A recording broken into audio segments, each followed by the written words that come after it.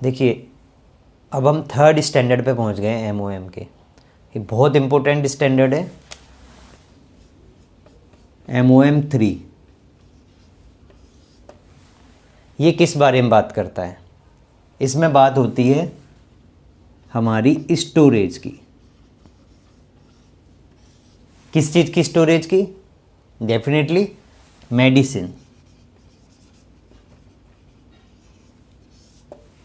सो medicine की storage से related documented हमारे पास एक प्लान होना चाहिए, जिसको हम पॉलिसी कहते हैं।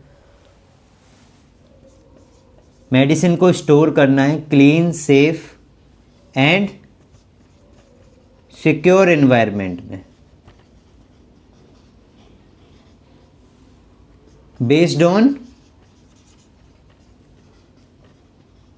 Manufacturer recommendation.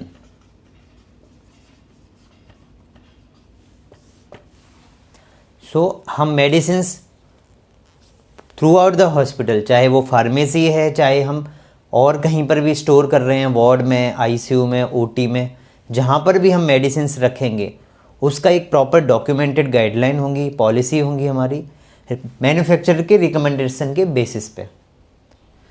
सो मेडिसिन्स रखने के लिए environment clean, safe and secure होना चाहिए। सो क्लीन से मतलब है फार्मेसी या जो भी एरिया है, वार्ड है, वहाँ पर साफ़ सफाई होगी, धूल मिट्टी नहीं होगी, प्रॉपर तरीके से क्लीनिंग होगी। डायरेक्ट सनलाइट नहीं वहाँ पर आना चाहिए। मैन्युफैक्चरर के रिकमेंडेशंस अगर नहीं भी हैं तो आप खुद का पॉलिसी डेवलप कर सकते हैं मेडिसिन के स्टोरेज के लिए। अदरवाइज मैक्सिमम आपको मैन्युफैक्चरर रिकमेंडेशन मिल जाते हैं। जैसे मेडिसिन्स आप देखेंगे तो उस पर लिखा होता है store in cool and dry place. अब कूल एंड ड्राई प्लेस का मतलब क्या होता है? At least at room temperature. Room temperature रखने के लिए जो जनरली 25 से 30 मैक्सिमम जा सकता है, इससे ज़्यादा टेम्परेचर नहीं होना चाहिए। तो इसका मतलब ये हो गया आपका कि फार्मेसी में AC होना ज़रूरी है। AC होने के साथ साथ उसका टेम्परेचर भी मॉनिटर करना पड़ेगा हमको। सो हमारे पास टेम्परेचर मॉनिटर भी होना चाहिए फार्मेसी में या जहाँ पर भी हम मेडिसिन स्टोर कर रहे हैं उस एरिया में। वाई? बिकॉज मैन्युफैक्चरर के रिकमेंडेशन को फॉलो करना है हमें स्टोरेज के लिए। तो वो कब कंफर्म हो पाएगा? वो कंफर्म तभी हो पाएगा जब हम उसको एप्रोप्रिएट टेम्परेचर में रखेंगे और उसको मॉनिटर भी करेंगे कि टेम्परेचर जो रिक्वायर्ड है वो है या नहीं है। तो डॉक्यूमेंट करना होगा हमें टेम्परेचर मॉनिटर डेली बेसिस पे, राइट? रूम का कुछ मेडिसिन पे आपने देखा होगा कि लिखा होता है store in refrigerator between 2 to 8 degree Celsius. तो इसका मतलब है कि वो मेडिसिन हमें फ्रिज में रखना पड़ेगा। वैक्सीन को प्रिफर किया जाता है कि आप उसको आइस लाइंड रेफ्रिजरेटर में रखें, ठीक है? सो जब हम मेडिसिन फ्रिज में रखेंगे, अगेन रिक्वायरमेंट आएगी टेम्परेचर मेंटेन्ड होना चाहिए। 2 to 8 डिग्री सेल्सियस टेम्परेचर है या नहीं है, इसको कैसे पता करेंगे? सो टेम्परेचर मॉनिटर चाहिए हमें फ्रिज में भी, और उसको भी हमें डॉक्यूमेंट करना पड़ेगा डेली बेसिस पे। इवन मॉर्निंग, इवनिंग, नाइट में आप उसको डॉक्यूमेंट कर सकते हैं कि फ्रिज का टेम्परेचर मेंटेन्ड है या नहीं है, जो रिक्वायरमेंट है 2 to 8 डिग्री सेल्सियस वो मेंटेन्ड है या नहीं है। इसीलिए जो आपका टेम्परेचर मॉनिटर है उसको मॉनिटर करने के लिए उसका कैलिब्रेशन भी होना चाहिए। कैलिब्रेटेड नहीं होगा तो पता नहीं वो जो दिखा रहा है, शो कर रहा है टेम्परेचर, वो सही भी है या नहीं है। कुछ फ्रिज भी ऐसे आते हैं जिसमें ऑलरेडी टेम्परेचर मॉनिटर शो करता है, तो आप उस टाइप का रेफ्रिजरेटर भी ले सकते हैं मेडिसिन को स्टोरेज करने के लिए, राइट? सो सबसे पहला रिक्वायरमेंट तो आपको समझ में आ गया, क्लीन, साफ सुथरा होना चाहिए। अब सेफ समझिए। सेफ का मतलब है कि मेडिसिन जहां हम स्टोर कर रहे हैं वो एरिया में अनऑथराइज्ड एक्सेस नहीं होना चाहिए, लिमिटेड एक्सेस होना चाहिए। तो आप फार्मेसी में या जो भी एरिया है, वार्ड है, वहाँ पर आप रिस्ट्रिक्टेड एंट्री या उस एरिया को आप लॉक रख सकते हैं, जिससे कि सेफ्टी रहे मेडिसिन की, राइट? किसी को भी जाने की, उस एरिया में आने की इजाज़त ना हो, नॉर्मल रूटीन की तरह। सो सेफ होना चाहिए। उसके अलावा मेडिसिन को सेफ्टी ध्यान में रखने के लिए आपको क्या करना चाहिए? ऑडिट करते रहना चाहिए, फार्मेसी का ऑडिट।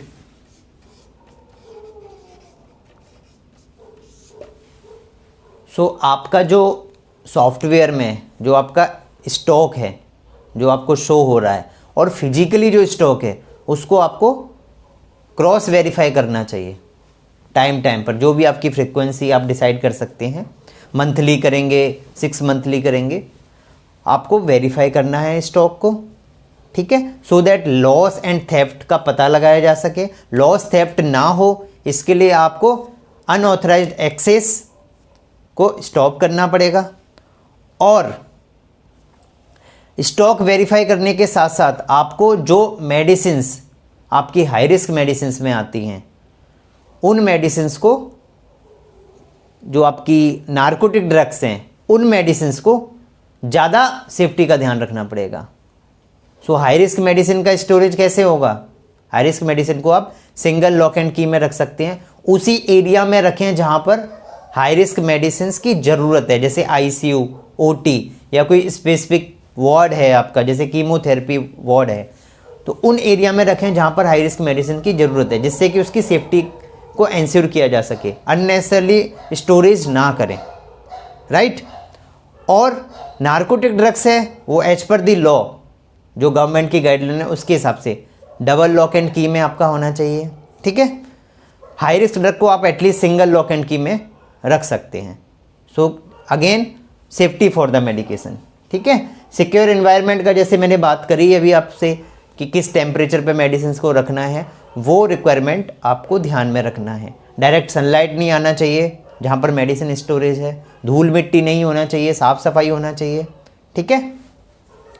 इसके अलावा आपको ये भी ध्यान रखना है कि मेडिसिन जो स्टोरेज है उसमें साउंड इन्वेंटरी प्रैक्टिसेस फॉलो हो। अब साउंड इन्वेंटरी प्रैक्टिसेस क्या होता है? साउंड इन्वेंटरी प्रैक्टिसेस का मतलब है जो डिफरेंट गाइडलाइंस हैं मेडिसिन को स्टोरेज करने के लिए, वो हमें फॉलो करना है। जैसे ABC, VED, FSN, FIFO, CISO, LIFO, बहुत सारी गाइडलाइन है। सो ABC क्या होता है? Always better control. VED क्या होता है? Vital essential desirable. FSN क्या होता है? Fast moving, slow moving, non moving. FIFO क्या होता है? First in first out. CISO क्या होता है? Seasonal in seasonal out.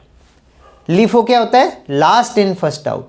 So दुनिया भर के इस टाइप के प्रोटोकॉल्स हैं जो फार्मेसी स्टोरेज को साउंड बनाते हैं। सो साउंड इन्वेंटरी प्रैक्टिसेस का मतलब है कि हमारी फार्मेसी में या हमारे ड्रग एरिया में, ड्रग स्टोरेज एरिया में जो हम मेडिसिन रखेंगे, you can say it pharmacy, drug storage area, आपकी प्रोटोकॉल्स फॉलो करके आपको ये इंश्योर करना है कि मेडिसिन्स भी वही रखी जाएं जो ज़रूरत की हैं।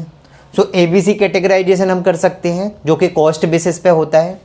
VED कैटेगराइजेशन हम कर सकते हैं, वाइटल्स ड्रग कौन सी हैं जो मैंडेटरी हमें रखनी ही रखनी पड़ेंगी, एसेंशियल कौन सी हैं, डिजायरेबल कौन सी हैं।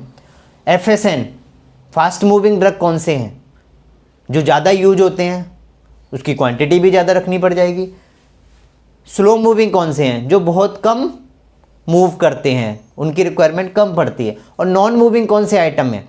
सो आप इसके बेसिस पर, एनुअल बेसिस पे भी इसकी एनालिसिस कर सकते हैं कि इस थ्रू आउट द ईयर हमारे कौन से ड्रग्स फास्ट मूविंग थे, कौन से स्लो थे, कौन से नॉन मूविंग थे। उसी के बेसिस पे आप जब फॉर्मूलरी अपना अपडेट करेंगे उसमें आप ड्रग को एडिशन या डिलीशन भी कर सकते हैं। अब मान लीजिए नॉन मूविंग ड्रग है जो पूरे साल में एक भी रिक्वायरमेंट नहीं आई, तो उसको हम क्यों रखें?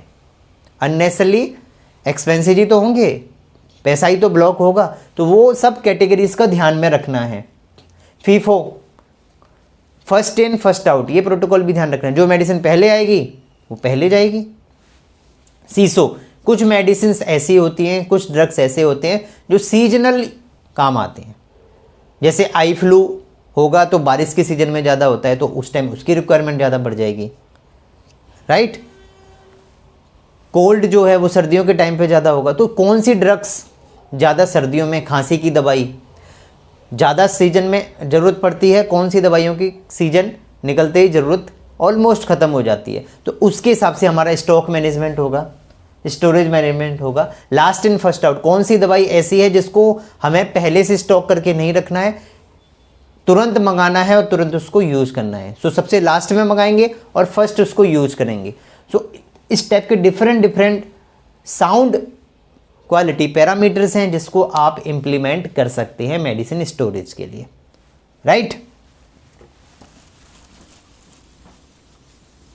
अब इसमें मेडिसिन्स जो हैं वो कैटेगराइजेशन भी करना है हमको। जैसे हाई रिस्क मेडिसिन्स हमारे पास कौन कौन सी हैं। हाई रिस्क मेडिसिन्स क्या होती हैं? हाइटेंड रिस्क आउटकम, उसका आउटकम जो है वो हाई रिस्क है। कैटास्ट्रोफिक हार्म, कैटास्ट्रोफिक हार्म का मतलब क्या है? ऐसी दवाइयों से लाइफ थ्रेटनिंग सिचुएशन हो सकती है, पेशेंट की जान भी जा सकती है, तो ऐसी दवाइयों को हम हाई रिस्क मेडिसिन में रखते हैं।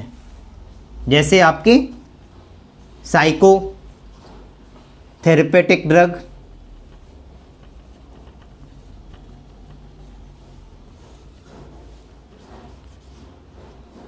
इवन लासा ड्रग्स, नार्कोटिक्स,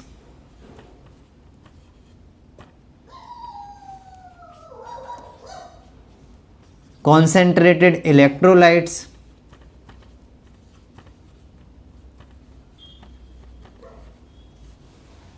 ये ड्रग्स आपके हाई रिस्क मेडिसिन के कैटेगरी में आते हैं, ठीक है। अब हाई रिस्क मेडिसिन को स्टोरेज की मैंने बात की थी, तो उसी एरिया में रखना है जहां पर रिक्वायरमेंट है, सिंगल लॉक एंड की में रखना है।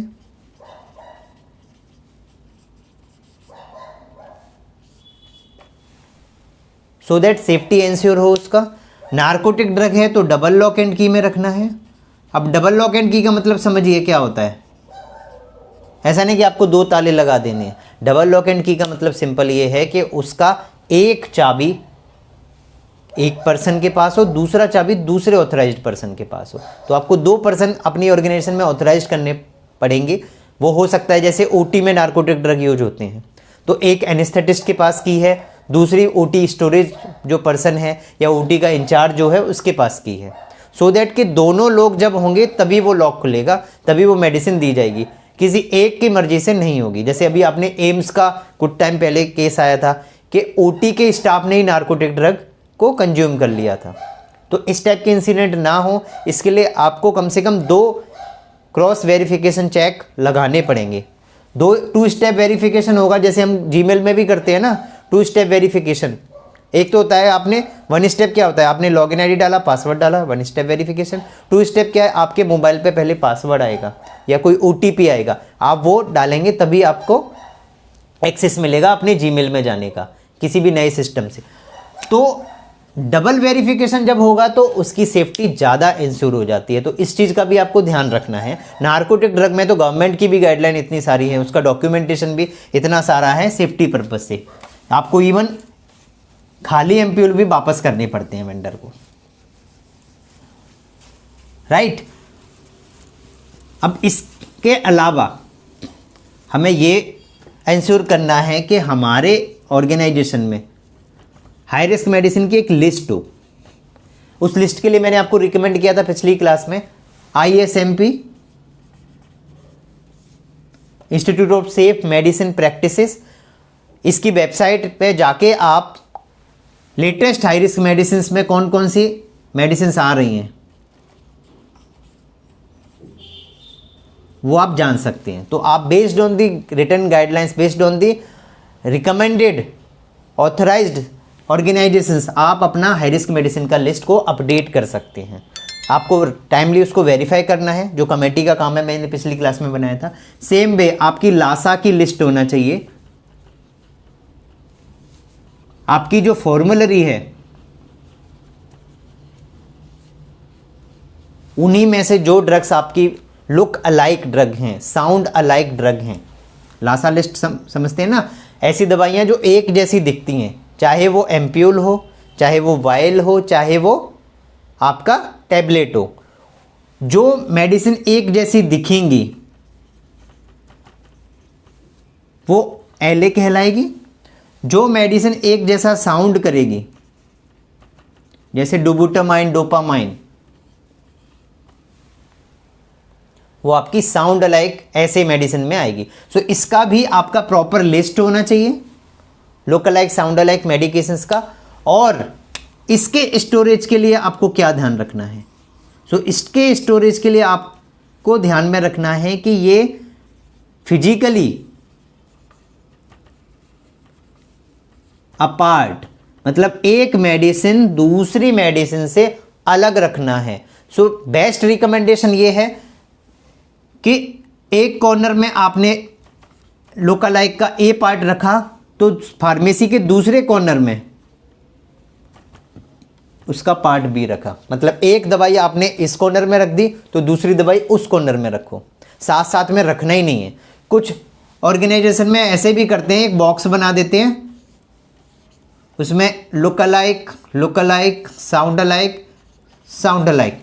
ये भी काफ़ी हद तक एक्सेप्टेबल होता है कि आपने इसको क्रॉस डायगनली कर दिया है, मेडिसिन को अलग अलग सेपरेट रखा हुआ है, लेकिन फिर भी मिस्टेक होने के चांसेज हो सकते हैं। सो एनएबीएच रिकमेंड कि आप इसको एक लोकालाइक को यहाँ रख रहे हो तो दूसरे लोकालाइक को यहाँ रखो, एक साउंड अलाइक को यहाँ रख रहे हो तो दूसरे साउंड अलाइक को दूसरे कॉर्नर पर रखो, और भी ज़्यादा सेफ्टी एंश्योर हो जाती है, मिस्टेक के चांसेज और भी कम हो जाते हैं।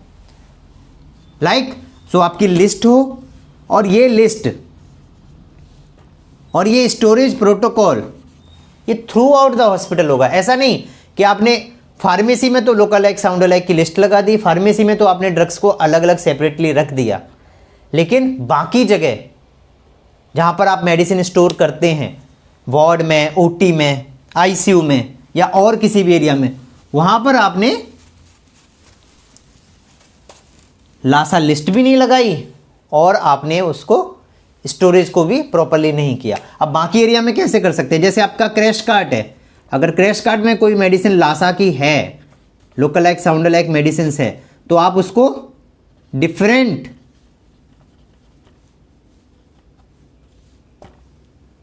जो आपके जार हैं, स्मॉल जार में आप मेडिसिन रखते हो, उसमें डिफरेंट जार में आप मेडिसिन रख सकते हो। इस टाइप के पार्टीशन भी होते हैं क्रैश कार्ड में अंदर, तो आप नाम लिख के यहाँ पर ये मेडिसिन है, ये मेडिसिन है, ये मेडिसिन है, इस टाइप से करके सेपरेटली आप उसमें रख सकते हो मेडिसिन, ठीक है, सो दैट कि एक मेडिसिन दूसरी मेडिसिन से अलग हो जाए, जो लोकालाइक है या साउंड अलाइक है। वार्ड में और कहीं पर भी आप स्टोरेज करते हैं, कोई अलमीरा में रखते हैं, तो वहाँ पर भी इसी टाइप से प्रोटोकॉल आपको फॉलो करना है। जैसे अलमीरा में आपके रैक्स हैं, तो एक को लोकालाइक को ऊपर वाले रैक में रख दिया, दूसरे को नीचे वाले रैक में रख दिया, इस टाइप से करके आपको इनको सेपरेट करना होगा। लासा की जो लिस्ट है, चाहे वो लासा की लिस्ट हो, चाहे वो हाई रिस्क मेडिसिन की लिस्ट हो,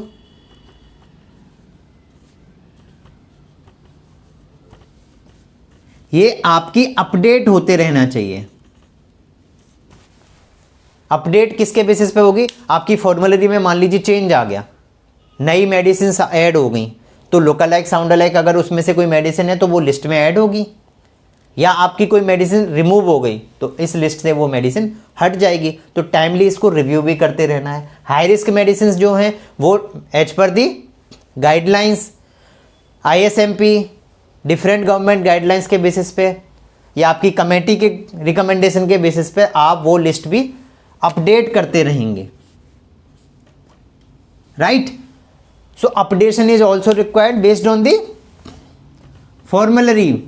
आपकी फॉर्मूलरी में ऐड ऑन हुआ तो, या हो सकता है मैन्युफैक्चरर ने किसी मेडिसिन की पहले पैकिंग डिफरेंट थी, अब पैकिंग डिफरेंट कर दी, और वो पैकिंग अब हमारी पहले से जो local like sound like medicine की लिस्ट में नहीं था, वो किसी लिस्ट में अब मैच करने लग गया, किसी ड्रग से मैच करने लग गया, तो अगेन अपडेट करना पड़ेगा हमें। सो हमारी लोकल लाइक साउंड लाइक की जो लिस्ट है वो अपडेट करते रहना पड़ेगा, सबको ट्रेनिंग देना पड़ेगा, स्टाफ को बताना पड़ेगा कि हमारी ये लासा मेडिसिन हैं, अपडेट हुई हैं, और उसी के हिसाब से हर जगह स्टोरेज करना पड़ेगा। सो आपको हाई रिस्क मेडिसिन का स्टोरेज का समझ में आ गया, लासा का स्टोरेज का समझ में आ गया। अब आप ये समझिए कि जब हम स्टोर कर रहे हैं, वेरीफाई भी कर रहे हैं कि एज पर मैन्युफैक्चर रिकमेंडेशंस हम स्टोर कर रहे हैं या नहीं, इस चीज का भी ध्यान रखना है कि एक्सपायरी की क्या पॉलिसी है। सो हमें एक पॉलिसी भी डेवलप करना पड़ेगा। जनरली जो आप देखते होंगे हॉस्पिटल में 3 मंथ का एक्सपायरी का पॉलिसी बनाते हैं कि कोई भी मेडिसिन अगर 3 महीने बाद एक्सपायर होने वाली है तो उसको पहले ही निकाल के अलग रख दो। जो नॉर्मल हमारा स्टोरेज एरिया है उस एरिया से सेपरेट कर दो। तो जनरली क्या करते हैं फार्मासिस्ट, एक बॉक्स बना देती हैं, नियर एक्सपायरी बॉक्स। इस बॉक्स में क्या रखते हैं, जो मेडिसिन 3 महीने में एक्सपायर होने वाली है वो उस बॉक्स में डाल देते हैं, जिससे कि कोई भी एक्सपायर्ड मेडिसिन ना चली जाए। इवन एक और बॉक्स बनाते हैं, एक्सपायर्ड बॉक्स, या इसको एक्सपायर्ड मेडिसिन बॉक्स कह सकते हैं। सो एक्सपायर्ड मेडिसिन बॉक्स में बाई चांस कोई ऐसी मेडिसिन मिल गई जो कि एक्सपायर हो गई है, वैसे तो हमें ध्यान रखना है, रेगुलरली चेक करना है मंथली बेसिस पे, डेली बेसिस पे, कि मेडिसिन कोई एक्सपायर ना हो रही हो, लेकिन बाई चांस अगर कोई ऐसी मेडिसिन मिल गई है तो उसको नॉर्मल स्टोरेज एरिया से आपको अलग करना है, सेपरेट रखना है। और ये केवल फार्मेसी की बात नहीं हो रही है, जब भी मैं ये आपको स्टोरेज की बात कर रहा हूँ तो ये स्टोरेज, मैं चाहे फार्मेसी बोलूँ चाहे ना बोलूँ, स्टोरेज मतलब थ्रू आउट द स्टोरेज, जहाँ पर भी हम स्टोर कर रहे हैं, चाहे मैं फार्मेसी की बात कर रहा हूँ, चाहे मैं वार्ड की बात कर रहा हूँ, कहीं पर भी बात कर रहा हूँ, आपको स्टोरेज मतलब through out the hospital, through out the area, आपको स्टोरेज के पैरामीटर को ध्यान में रखना है। इट मीन्स अगर आपके वार्ड में कोई मेडिसिन एक्सपायरी वाली मिल जाती है तो आप उसको अलग सेपरेट बॉक्स में रख देंगे या फिर तुरंत से फार्मेसी में रिटर्न कर देंगे, तो फार्मेसी उसको डिफरेंट बॉक्स में रख लेंगे। नियर एक्सपायरी कोई मेडिसिन है आपके वार्ड में, आईसीयू में, ओटी में, कहीं पर भी, तो उस मेडिसिन को आप वहाँ पर ना ही स्टोर करेंगे, उसको आप रिटर्न कर देंगे अपनी फार्मेसी में। तो इस टाइप से आपको प्रोटोकॉल्स डेवलप करने पड़ेंगे एक्सपायरी, नियर एक्सपायरी मेडिसिन के लिए। क्या आपकी पॉलिसी कहती है 3 मंथ का है, 6 मंथ का है, 2 मंथ का है, वॉट एवर। सो रिकमेंडेड होता है 3 मंथ का, 3 मंथ का आपको गाइडलाइन फॉलो करना है। प्लस स्टॉक वेरीफाई करने के अलावा आप रैंडम सिक्योरिटी चेक भी कर सकते हो थेफ्ट एंड लॉस को बचाने के लिए। जो स्टाफ मेडिसिन एरिया में काम करता है, नर्सिंग स्टाफ हो गए, डॉक्टर्स हो गए, फार्मासिस्ट हो गए, उन स्टाफ की जब वो जा रहे हैं हॉस्पिटल से तो रैंडम कभी भी आपने चेक कर लिया, सो दैट ये पता लग जाए कि कहीं मेडिसिन चोरी तो नहीं हो रही, थेफ्ट तो नहीं है। सीसीटीवी मॉनिटरिंग भी कर सकते हैं। सो मेन पर्पज क्या है सीसीटीवी मॉनिटरिंग का या सिक्योरिटी चेक का, सो दैट स्टाफ को थोड़ा सा फियर रहे कि हमारी चेकिंग भी हो जाती है, तो मेडिसिन को लॉस से या थेफ्ट से बचाया जा सके। क्लियर है?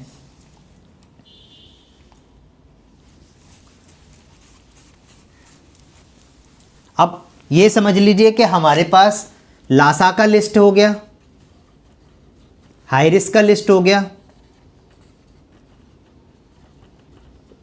ड्रग्स का। तो एक और इंपॉर्टेंट एस्पेक्ट आता है, वो आता है इमरजेंसी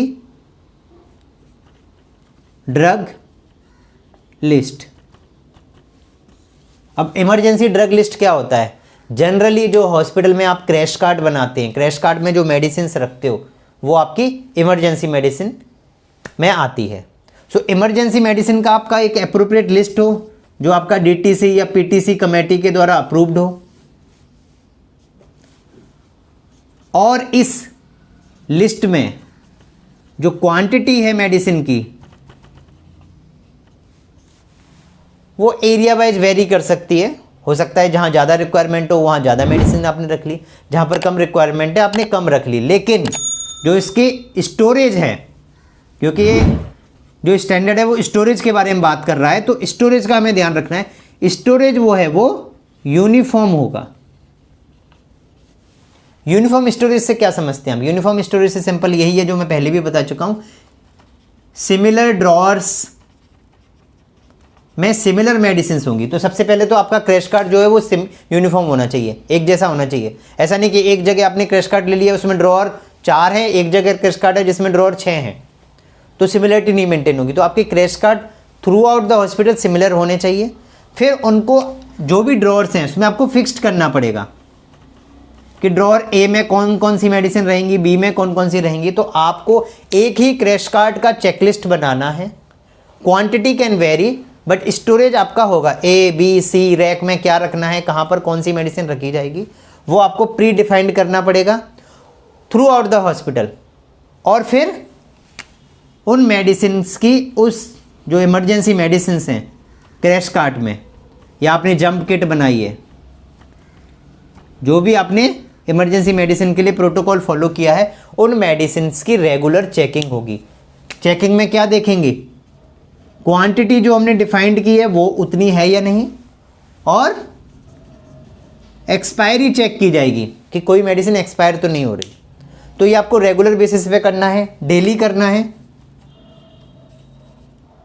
अब आप कह सकते हैं कि आप तो क्रैश कार्ड को सील्ड करके रखते हैं, तो कुछ हॉस्पिटल्स जहां पर आप क्रैश कार्ड को सील्ड कर देते हो, पैक करके रखते हो, कवर करके रखते हो, लॉक लगा के रखते हो, तो आपको डेली चेक करने की ज़रूरत नहीं है मेडिसिन को। आप कब चेक कर सकते हो? जब आप यूज करें।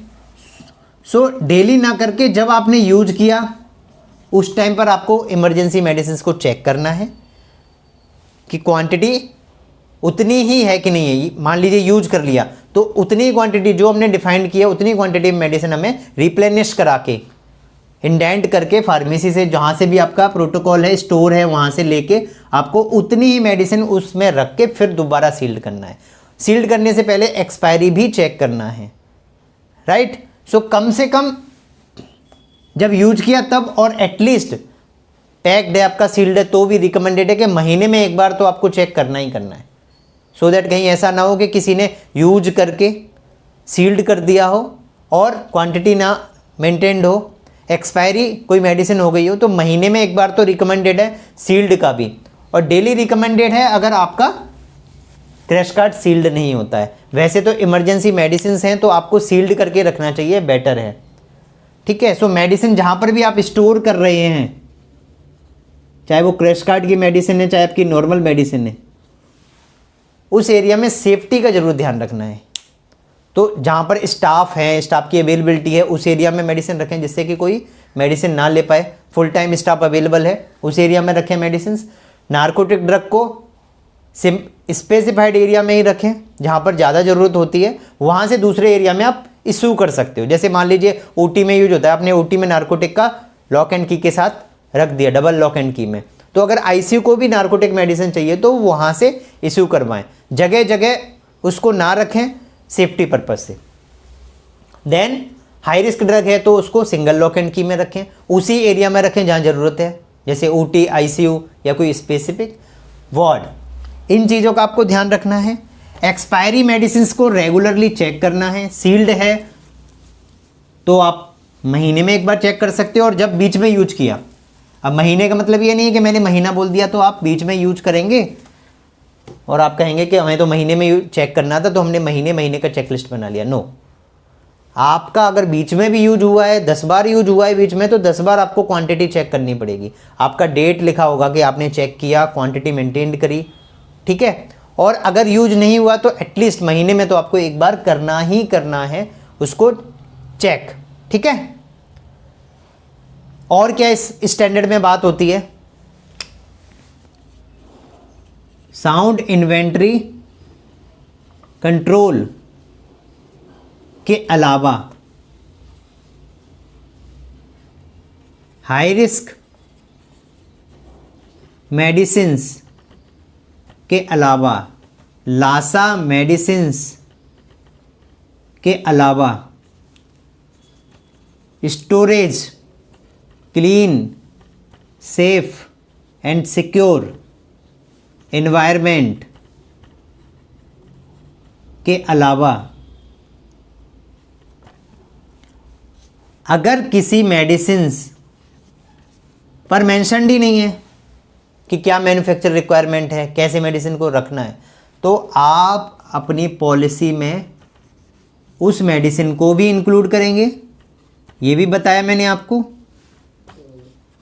अब आप एक चीज़ और समझिए, अगर आपकी कोई भी मेडिसिन सैंपल मेडिसिन है, सैंपल मेडिसिन क्या होती है, जैसे फार्मा कंपनी से लोग आते हैं, एमआर जिनको हम बोलते हैं, वो कुछ सैंपल मेडिसिन फिजिशियन को देके जाते हैं, डॉक्टर्स को सैंपल मेडिसिन देके जाते हैं, उनके लिए भी आपकी पॉलिसी होगी। सो आपकी पॉलिसी में ये सब होने के अलावा ये भी होगा कि क्या आप सैंपल मेडिसिन को यूज करते हैं पेशेंट पे, अगर करते हैं तो उसकी स्टोरेज, उसकी सेफ्टी का कैसे ध्यान रखते हैं, कैसे इंश्योर करते हैं कि वो मेडिसिन इफ़ेक्टिव यूज होगी, इफ़ेक्टिवली काम करेगी।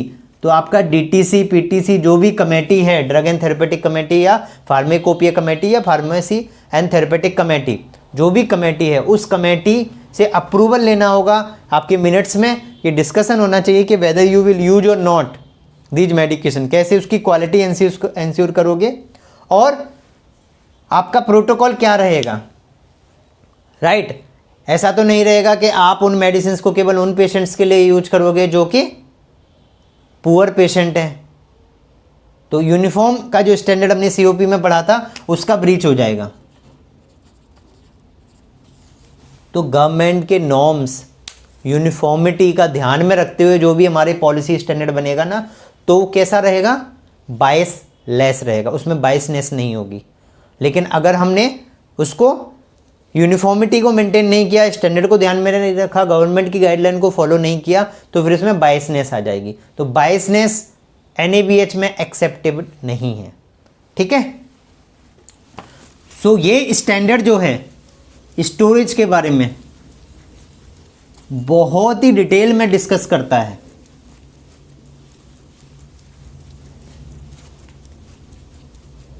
आप कौन सी मेडिसिन अपने पास स्टोर कर सकते हैं, कौन सी नहीं कर सकते हैं, इस चीज़ का भी ध्यान रखना है। जैसे आप समझ लीजिए कि नारकोटिक का लाइसेंस नहीं है आपके पास,